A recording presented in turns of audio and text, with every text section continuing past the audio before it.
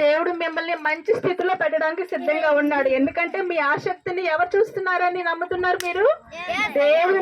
దేవుని చూస్తున్నాడు. నా ఆసక్తిని, నా కోరిక చూస్తున్నాడు కాబట్టి మంచి స్థితిలో నేను ఉంటాను, మంచిగా జాబ్ చేసుకుంటాను, మా పేరెంట్స్ ని మంచిగా చూసుకుంటాను అని మీరు ఆశిస్తున్నారు. కాబట్టి తప్పనిసరిగా ఆయన మీకు చేయడానికి సిద్ధంగా ఉన్నారు. అవునా? మీరు మరి చీకట్లో ఉంటున్నారు, మీకు కాపుదల కావాలి కదా. ఎటువంటి డాగ్స్ కానీ, కుక్కలు కానీ, ఎలాంటి ఏమి అవిష సర్పాలు రాకుండా ఉండాలంటే ఎవరు కాపుదల ఉండాలి? యేసు ప్రభు గారి కాపుదల చాలా ఉండాలి. అర్థమైందా?